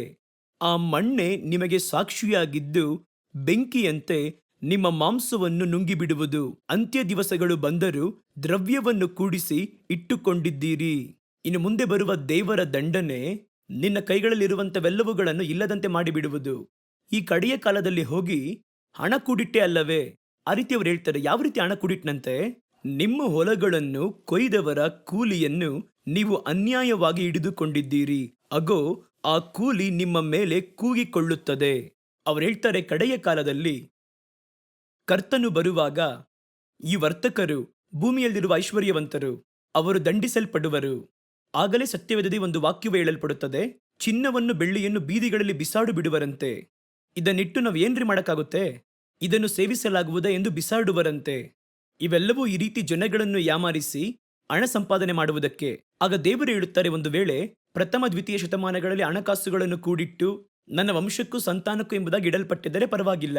ನೀನು ಈ ಕಡೆಯ ಕಾಲದಲ್ಲಿ ಹಣವನ್ನು ಕೂಡಿಟ್ಟೇ ಅಲ್ಲ, ನಿನಗೆ ಆಜ್ಞೆ ಬರುವ ಹಾಗೆ. ಆದ್ದರಿಂದ ನಿನ್ನ ಬಟ್ಟೆಗಳಿಗೆ ಕೂಡ ನುಸಿ ಹಿಡಿದಂತಾಗಿದೆ. ನಿನ್ನ ಮೇಲೆ ಬರುವ ದೇವರ ಕೋಪವು ದಂಡನೆಯೂ ಅಧಿಕವಾಗಿರುವುದು. ಇದು ಕರ್ತನು ಕೊಡುವಂತ ದಂಡನೆ. ಆದರೆ ಅದನ್ನು ಯಾವ ರೀತಿ ಸಂಪಾದನೆ ಮಾಡಿದನು ಎಂಬುದಾಗಿ ಒಂದು ಕಾರ್ಯವನ್ನು ಹೇಳುತ್ತಾರೆ ನೋಡಿ. ನಮ್ಮ ಸಂದೇಶಕ್ಕೆ ಅದೇ ಬೇಕಾಗಿರುವುದು. ಅವರು ಯಾವ ರೀತಿ ಬೊಕ್ಕಸಗಳನ್ನು ಕೂಡಿಟ್ಟರು ಕಡೆಯ ಕಾಲಕ್ಕಾಗಿ. ಆ ವಾಕ್ಯ ಬರೆದಿದೆ ನೋಡಿ. ಅವರಿಗಾಗಿ ಅವರು ಅಂತ್ಯ ದಿನಗಳಲ್ಲಿ ಅವರು ದ್ರವ್ಯಗಳನ್ನು ಕೂಡಿಸಿಕೊಂಡಿದ್ದರು. ಹಾಗಾದ್ರೆ ಅಂತ್ಯ ದಿವಸಕ್ಕಾಗಿ ದ್ರವ್ಯವನ್ನು ಕೂಡಿಡುವವರು ಯಾವ ರೀತಿ ಕೂಡಿಡುತ್ತಾರೆ ನೋಡಿರಿ. ಅಲ್ಲಿ ಬರೆಯಲ್ಪಟ್ಟಿದೆ 4ನೇ ವಾಕ್ಯದಲ್ಲಿ, ಇಗೋ, ನಿಮ್ಮ ಹೊಲಗಳನ್ನು ಕೊಯ್ದವರ ಕೂಲಿಯನ್ನು ನೀವು ಅನ್ಯಾಯವಾಗಿ ಹಿಡಿದಿಟ್ಟುಕೊಂಡಿದ್ದೀರಿ. ಈಗ ಇದೇ ಅಲ್ವಾ ನಡೀತಿರೋದು. ನಾವು ಹೋಗ್ತೀವಿ, ಕೆಲಸಕ್ಕೆ ಹೋಗುತ್ತೀವಿ, ಸಂಪಾದನೆ ಮಾಡುತ್ತೇವೆ, ಎಲ್ಲವನ್ನು ಮಾಡ್ತೀವಿ. ಇವೆಲ್ಲವೂ ಅನ್ಯಾಯವಾಗಿ ಅಪಹರಿಸಲ್ಪಟ್ಟು ಅವರ ಕಣಜಗಳಲ್ಲಿ ಹೋಗಿ ತುಂಬಿಸಲ್ಪಡುವಂತದ್ದಾಗಿದೆ. ಈಗೆಲ್ಲ ಬಹು ಅನ್ಯಾಯವಾಗಿ ನಡೆಸಲ್ಪಡುವಂತ ಕಾರ್ಯವನ್ನು ಗಮನಿಸುತ್ತಾ ನೋಡುತ್ತಿದ್ದೇವೆ. ಆಳ್ವಿಕೆ ಮಾಡುವವರು, ಸರ್ಕಾರವು ಕೂಡ ಈ ಶ್ರೀಮಂತರ ಜೊತೆಯಲ್ಲಿ ನಿಂತಿರುವುದನ್ನು ನೋಡಬಹುದು. ನಮ್ಮ ಬಳಿ ಕಾಠಿಣ್ಯವನ್ನು ತೋರ್ಪಡಿಸಿ ನಾವು ಪಡೆಯುವ ಸಾಲಕ್ಕೆ ಬಡ್ಡಿಯ ಮೇಲೆ ಬಡ್ಡಿಯನ್ನು ಹಾಕಿ ನಮ್ಮ ಆಸ್ತಿಯನ್ನೆಲ್ಲ ಜಪ್ತಿ ಮಾಡುವವರು ಬಹು ಸುಲಭವಾಗಿ ಶ್ರೀಮಂತರ ಒಂದು ಕೋಟಿಗಟ್ಟಲೆ ಇರುವಂತಹ ಹಣದ ಸಾಲವನ್ನು ರದ್ದು ಮಾಡುತ್ತಾರೆ. ನೋಡ್ತೀರಲ್ವಾ? ಹಾಗಾದ್ರೆ ಹೇಗೆ ರದ್ದು ಮಾಡಲಾಗುವುದು? ನಿಮ್ಮ ಬಳಿ ಪಡೆಯುವಂತಹ ಹಣವನ್ನಿಟ್ಟುಕೊಂಡೇ ಅವರ ಒಂದು ಸಾಲವನ್ನು ತೀರಿಸಲು ಸಾಧ್ಯ. ಯಾವುದೋ ಒಂದು ಕಡೆಯಲ್ಲಿ ಪಡೆದಿರಬೇಕಲ್ವಾ? ಹಾಗಾದ್ರೆ ನಮ್ಮ ಮೇಲೆ ಪ್ರಯೋಗ ಮಾಡುವ ಎರಚುವಂತಹ ಕಾರ್ಯಗಳು ನಮ್ಮ ಕೈಯಲ್ಲಿರುವಂತಹ ಹಣವು ಬರುವಂತೆ ಕಾಣುತ್ತದೆ, ಮಾಯವಾಗಿ ಇಲ್ಲದಂತೆ ಹೋಗುತ್ತದೆ. ಅದು ಬಡವರಾಗಿರುವ ಜನಗಳ ತಮ್ಮ ರಕ್ತವನ್ನು, ಬೆವರನ್ನು ಸುರಿಸಿ ಸಂಪಾದನೆ ಮಾಡಿರುವ ಹಣವನ್ನು ಸುಲಭವಾಗಿ ಅವರು ಅನ್ಯಾಯವಾಗಿ ತೆಗೆದುಕೊಳ್ಳುತ್ತಾರೆ. ಕೂಲಿ ಕೊಡುವ ಹಾಗೆ ಅವರಿಗೆ ಕೊಟ್ಟು ಅದನ್ನು ಪುನಃ ತಮ್ಮ ಆಸ್ತಿಗಳಿಗೆ ಅದನ್ನು ಅಪಹರಿಸಿಕೊಳ್ಳುತ್ತಾರೆ. ಇದು ಲೋಕಪೂರ್ತಿಯಾಗಿ ನಡೆಯುವಂತಹ ಒಂದು ಕಾರ್ಯವು. ಆಗ ನೀವು ನೋಡುವಾಗ ಶ್ರೀಮಂತರು ಶ್ರೀಮಂತರಾಗಿ ಮಾರ್ಪಡುವರು, ಬಡವರು ಬಡವರಾಗಿಯೇ ಹೋಗುವರು. ಇವತ್ತು ನೀವು ಚೆನ್ನಾಗಿ ಯೋಚನೆ ಮಾಡಿ ನೋಡಿ, ಇವತ್ತಿರುವ ಪರಿಸ್ಥಿತಿ. ಏಕೆಂದರೆ ಇನ್ನು ಮುಂದೆ ಇದೇ ರೀತಿ ಅಧಿಕವಾಗಿ ನಡೆಯುವುದು ಭವಿಷ್ಯದಲ್ಲಿ. ಏಕೆಂದರೆ ಈಗಿರುವಂಥ ಪರಿಸ್ಥಿತಿಗಳನ್ನು ಯೋಚನೆ ಮಾಡಿ ನೋಡಿ. ಬಡವರಾಗಿ ಇರುವವರು, ನಾನು ಹೇಳುವುದು ಈ ಒಂದು ಪ್ರತ್ಯೇಕವಾದ ಈ ದಿನಗಳಲ್ಲಿ, ಈ ಪ್ಯಾಂಡಮಿಕ್ ಕಾಲದಲ್ಲಿ, ಎಲ್ಲ ಕಡೆಗಳಲ್ಲಿಯೂ ಮುಚ್ಚಲ್ಪಟ್ಟ ಬಾಗಿಲುಗಳ ಒಳಗೆ ಈ ದಿನಗಳಲ್ಲಿ ಎಲ್ಲರೂ ಬಡವರಾಗಿದ್ದರೆ ಪರವಾಗಿಲ್ಲ. ಆದರೆ ಹೇಗೆ ಶ್ರೀಮಂತರು ಮಾತ್ರ ಶ್ರೀಮಂತರಾಗಿ ಮಾರ್ಪಡ್ತಿದ್ದಾರೆ? ಒಂದು ಗುಂಪಿನವರು ಮಾತ್ರ ಹೇಗೆ ಶ್ರೀಮಂತರಾಗಿ ಮಾರ್ಪಡ್ತಿದ್ದಾರೆ? ಇವಾಗ ಬೇಕಾದ್ರೆ ನೋಡಿ, 2020ರಲ್ಲೂ 2021ರಲ್ಲೂ ನಮ್ಮ ಖರ್ಚುಗಳಲ್ಲಿ ಬಹಳ ಖರ್ಚುಗಳನ್ನು ಕೂಡಿಸಿದ್ದಾರೆ ಅನೇಕವಾಗಿ. ಯಾವ ಯಾವ ಖರ್ಚುಗಳು? ಸುಮ್ಮನೆ ಒಂದು ಉದಾಹರಣೆ ಹೇಳ್ತೀನಿ ನೋಡಿ. ಹೊಸ ಖರ್ಚುಗಳು ಇದೆಲ್ಲ 2018ರಲ್ಲಿರಲಿಲ್ಲ, 19ರಲ್ಲಿರಲಿಲ್ಲ. ಏನದು? ಮಾಸ್ಕ್ ಎನ್ನುವುದು ಒಂದು ವೇಳೆ ನೀವು ಉಪಯೋಗ ಮಾಡುವುದು ಬಂದು ಕೆಲವರು ಒಂದು ವಾರಕ್ಕೊಂದು ಉಪಯೋಗ ಮಾಡ್ತಾರೆ, ಹೊಸದು ಪಡೆಯುತ್ತಾರೆ. ಯಾಕೆಂದ್ರೆ ಒಂದೇ ಮಾಸ್ಕನ್ನು ಉಪಯೋಗಿಸಲಾಗದು. ಅದು ನಮ್ಮ ಪ್ರಕಾರ ಒಂದು ಮನೆಯಲ್ಲಿ 10 ಮಂದಿ ಇರುವುದಾದರೆ 10 ಮಾಸ್ಕನ್ನು ನಾವು ಉಪಯೋಗ ಮಾಡ್ತೀವಿ. ಇದು ಮಾಸ್ಕನ್ನು ತಯಾರಿಸುವ ದೊಡ್ಡ ದೊಡ್ಡ ನಿರ್ವಾಹಗಳು ಕಂಪನಿಗಳಿಗೆ ಅವರು ಎದುರು ನೋಡಲಿಲ್ಲ. ಇಷ್ಟೊಂದು ಮಾಸ್ಕ್ ಇವತ್ತು ಹೊಸದಾಗಿ ಮಾಸ್ಕ್ ತರುತ್ತಾರೆ. ಅದೇ ರೀತಿ ಸ್ಯಾನಿಟೈಸರ್. ನೀವು 2018ರಲ್ಲಿ ಸ್ಯಾನಿಟೈಸರ್ ಬಳಸಿ ಕೈ ತೊಳಿತಿದ್ರಾ? ಯೋಚನೆ ಮಾಡಿ ನೋಡಿ. ಯಾರು ಕೈ ತೊಳೆಯುವರು? ಒಂದು ಆಪರೇಷನ್ ಥಿಯೇಟರ್ನಲ್ಲಿ ಡಾಕ್ಟರ್ ಆಪರೇಷನ್ ಅನ್ನು ಮುಗಿಸಿದ ನಂತರ ಸ್ಯಾನಿಟೈಸರ್ ಬಳಸಿ ಕೈ ತೊಳೆಯುವರು. ಒಬ್ಬ ರೋಗಿಯನ್ನು ಪರಿಶೋಧಿಸಿದ ನಂತರ ಕೈ ತೊಳೆಯುವರು. ಇಷ್ಟೇ ಅಲ್ಲವೇ ನೀವು ನೋಡಿರುವುದು? ಇವತ್ತು ಸಾಧಾರಣವಾಗಿ ಹೋಗುವಾಗ ನಮ್ಮ ಕೈಯಲ್ಲಿಯೇ ಒಂದು ಸ್ಯಾನಿಟೈಸರ್ ಇಟ್ಟುಕೊಂಡೇ ಅಲ್ವಾ ಹೋಗ್ತೀವಿ. ಯಾವ ವಸ್ತು ಪಡೆದರೂ ಇವೆಲ್ಲವನ್ನು ಗಮನಿಸಿ. 2020ರಿಂದ ತಾನೇ ಹೊಸ ಖರ್ಚುಗಳು. ಈ ರೀತಿ ಎಷ್ಟೊಂದು ಖರ್ಚುಗಳು, ಈ ರೀತಿ ಅನೇಕವಾಗಿ ನಾವು ಹೇಳ್ತಾ ಹೋಗ್ಬೋದು. ಔಷಧಿಗಳು, ಆಕ್ಸಿಜನ್ ಅನ್ನು, ನಾವು ಶ್ವಾಸಿಸುವ ಗಾಳಿಯನ್ನು ಬಹು ಜನಗಳು ಬೆಲೆಯನ್ನು ಕೊಟ್ಟು ಅದನ್ನು ಪಡೆಯುವರು ಎಂದು 2018ರಲ್ಲಿ ನೀವು ಅಂದುಕೊಂಡಿರಾ? ಆಕ್ಸಿಜನ್ ಸಿಗದೆ ನಾವು ಹೋರಾಟ ಮಾಡುತ್ತೇವೆ ಎಂಬುದಾಗಿ ನೀವು ಅಂದುಕೊಂಡಿದ್ದೀರಾ? ನಾವು ಎಷ್ಟೊಂದು ಕಾರ್ಯಗಳಿಗೆ ಹೋರಾಡುತ್ತೇವೆ, ಶ್ವಾಸಿಸುವ ಗಾಳಿಗೆ ಹೋರಾಡುತ್ತೇವೆ. ಹಾಗೆನ್ನುವುದನ್ನು ಎಲ್ಲಾದರೂ ನಾವು ಅಂದುಕೊಂಡಿದ್ದೀವಾ ಎಂಬುದಾಗಿ ಯೋಚನೆ ಮಾಡಿ ನೋಡಿ. ಕಾಲವು ಎಲ್ಲಿ ಬೇಕಾದರೂ ಹೇಗಾದರೂ ಬದಲಾಗಬಹುದು. ನಾವೇ ಗಮನವುಳ್ಳವರಾಗಿರಬೇಕು. 2017ರಲ್ಲಿ ಹೇಳುತ್ತೇವೆ, ನಾವು ಶ್ವಾಸಿಸುವ ಗಾಳಿಗಾಗಿ ನಾವು ಬೀದಿಗಳಲ್ಲಿ ಇಳಿದು ಹೋರಾಟ ಮಾಡ್ತಾರೆ ಅಂತ ಹೇಳಿದರೆ ಯಾರಾದರೂ ನಂಬುತ್ತಾರಾ? ಗಾಳಿ ಎಲ್ಲಾ ಕಡೆಯಲ್ಲೂ ಸಿಗುತ್ತದಲ್ಲ ಎಂಬುದಾಗಿ ಹೇಳಿ ಆಕ್ಸಿಜನ್ ಎಲ್ಲಾ ಕಡೆ ಉಪಯೋಗಿಸುತ್ತಾರೆ. ಆದರೆ ಈಗ ಮಾತ್ರವೇ ಸಾಧಾರಣವಾಗಿರುವಂತ ಜನಗಳಿಗೂ ಕೂಡ ಆಕ್ಸಿಜನ್ ಸಿಲಿಂಡರ್, ಆಕ್ಸಿಜನ್ ಬಳಕೆ ಏನೆಂಬುದು ಪರಿಚಯವಾದದ್ದಾಗಿದೆ. ಆ ಕಾಲಗಳಲ್ಲಿ ಬಹು ತೀವ್ರವಾಗಿ ವ್ಯಾಧಿ ಪೀಡಿತರಾಗಿದ್ದವರು, ಐಸಿಯುನಲ್ಲಿದ್ದವರು, ಬಹು ತೀವ್ರವಾಗಿ ಶ್ವಾಸಿಸಲು ಆಗದಿರುವವರೇ ಒಂದೆರಡು ಮಂದಿಗೆ ಆಕ್ಸಿಜನ್ ಸಲ್ಲಿಸಲ್ಪಡುವುದು. ಅದು ಆಗ. ಆದರೆ ಈಗ ಅದು ಏನೋ ಒಂದು ರೇಷನ್ ಅಂಗಡಿಯಲ್ಲಿ ಕೊಂಡುಕೊಳ್ಳುವಂತ ಒಂದು ವಸ್ತುವಿನ ಹಾಗೆ ಹೊರಗಡೆ ನಿಂತು ಕಿರುಚಾಡುತ್ತಾ ಜಗಳವನ್ನು ಆಡಿ ಆಕ್ಸಿಜನ್ ಉತ್ಪತ್ತಿಯನ್ನು ಅಧಿಕರಿಸಿರಿ ಎಂದು. ಇದನ್ನು ನೀವು 2020ರಿಂದ ನಾವು ನೋಡುತ್ತಿದ್ದೇವೆ. 2020ರಲ್ಲಿ ಕೂಡ ಅಧಿಕವಾಗಿರಲಿಲ್ಲ. 21ರಲ್ಲಿ ನಾವು ನೋಡಿದೆವು. 22ರಲ್ಲಿ ಏನು ನೋಡುತ್ತೇವೋ ಅದು ಯಾರಿಗೆ ಗೊತ್ತು? ಈಗ ನೋಡಿ, ಇವೆಲ್ಲವೂ ಖರ್ಚುಗಳು. ವೈದ್ಯಕೀಯ ಒಂದು ಸಾಧಾರಣವಾಗಿರುವ ಇಂಜೆಕ್ಷನ್, ಒಂದು 150 ರೂಪಾಯಿ 200 ರೂಪಾಯಿಗೆ ಪಡೆದುಕೊಳ್ಳುವಂತ ಇಂಜೆಕ್ಷನ್, ಹಬ್ಬಬ್ಬಾ ಅಂದ್ರೆ ಒಂದು 1000 ರೂಪಾಯಿ ಅಂತ ಇಟ್ಕೊಳ್ಳಿ. 1000 ರೂಪಾಯಿಗೆ ಪಡೆಯುವಂತಹ ಒಂದು ಇಂಜೆಕ್ಷನ್, ಒಂದು ಸ್ಟೆರಾಯ್ಡ್ ಬಗೆಗೆ ಸೇರಿದಂತ ಒಂದು ಇಂಜೆಕ್ಷನ್ ಇವತ್ತು ಬ್ಲ್ಯಾಕ್ನಲ್ಲಿ ಮಾರುತ್ತಿದ್ದಾರೆ. ಇದನ್ನು ಬ್ಲ್ಯಾಕ್ನಲ್ಲಿ ಮಾರಾಟ ಮಾಡ್ತಾರೆ ಎಂಬುದಾಗಿ 2017-18 ನಿಮಗೆ ಗೊತ್ತಾ? 19ರಲ್ಲಾದ್ರೂ ಗೊತ್ತಾ? ಅದರ ಬೆಲೆ ಎಷ್ಟಂತೆ? 30,000ದಿಂದ 60-70 ಎಂಬುದಾಗಿ ಡಿಮ್ಯಾಂಡ್ಗೆ ತಕ್ಕ ಹಾಗೆ ಒಂದು 1000 ರೂಪಾಯಿ ಒಳಗಿರುವಂತಹ ಒಂದು ಬೆಲೆ. ನಾನು ಹೇಳುವುದು 1000 ರೂಪಾಯಿ ಎನ್ನುವಂಥದ್ದೇ ಅದು ಅಧಿಕ. ಅದರ ಸಾಧಾರಣ ಬೆಲೆ ಎನ್ನುವಂಥದ್ದು 150-200 ರೂಪಾಯಿ ಎನ್ನುವಂತಹ ಒಂದು ಇಂಜೆಕ್ಷನ್ ವಸ್ತು ಎನ್ನುವಂಥದ್ದು ಇವತ್ತು ಹಲವು ಪಟ್ಟು ಹೆಚ್ಚಿಸಿ ಮಾರಾಟ ಮಾಡುತ್ತಿದ್ದಾರೆಂದರೆ ನಾವು ಕಲ್ಪನೆಯಲ್ಲಾದರೂ ಅಂದುಕೊಂಡಿದ್ದೇವೆ ಅಂತ ಯೋಚನೆ ಮಾಡಿ ನೋಡಿರಿ. ಇವೆಲ್ಲವೂ ನಮಗೆ ಗೊತ್ತಿಲ್ಲದಿರುವಂಥ ಹೆಸರುಗಳು. ಆದರೆ ಇವತ್ತು ಗ್ರಾಮಗಳಲ್ಲಿ ಇರುವಂತಹ ಉದುವಾದ ಜನಗಳು ಕೂಡ ಹೆಸರುಗಳನ್ನು ನೀಡುತ್ತಾರೆ. ಅದನ್ನು ಪಡೆದುಕೊಳ್ಳಬೇಕೆಂಬುದಾಗಿ ಚೀಟಿಯನ್ನು ಹಿಡಿದು ಕ್ಯೂನಲ್ಲಿ ನಿಲ್ಲುತ್ತಾರೆ. ಇದನ್ನು ನಾವು ಕಲ್ಪನೆಯಾಗಾದರೂ ಮಾಡಿ ನೋಡಿದ್ವಾ? ಈ ಔಷಧೀಯ ಕಂಪನಿಗಳು ಕಲ್ಪನೆ ಮಾಡಿ ನೋಡಿದವಾ? ಆಸ್ಪತ್ರೆ ವ್ಯವಹಾರದಲ್ಲಿ ಒಂದು ಬೆಡ್ಗೋಸ್ಕರವಾಗಿ ಹೋಗುವಾಗ ನಾನು ನೋಡಿದಂಥ ಕಾರ್ಯವನ್ನು ಹೇಳುತ್ತಿದ್ದೇನೆ. ನಾನು ಏನನ್ನು ಜೋಡಿಸಿಕೊಂಡು ಹೇಳುತ್ತಿಲ್ಲ. ನಮ್ಮ ಸ್ನೇಹಿತರಿಗೆ ನಡೆದದ್ದು, ಅವರನ್ನು ಹಾಸ್ಪಿಟಲ್ನಲ್ಲಿ ಅಡ್ಮಿಟ್ ಮಾಡಲು ಹೋದಾಗ 10 ಲಕ್ಷ ರೂಪಾಯಿ ಮೊದಲು ಡೆಪಾಸಿಟ್ ಕಟ್ಟಬೇಕು ಎಂದು ಹೇಳಿ ಸತ್ತು ಹೋದವರ ಒಬ್ಬರ ಶವವನ್ನು ಅವರು ಕೊಡುವುದಕ್ಕಾಗಿ ಅದನ್ನು ಹೂಣಿಡುವುದಕ್ಕೆ 60,000 ರೂಪಾಯಿ ನ್ಯೂಸಲ್ಲಿ ನೋಡಿರ್ತೀರಲ್ಲವೇ? ನಾನು ಅದನ್ನು ಕಣ್ತುಂಬ ನೋಡಿದ್ದೇನೆ.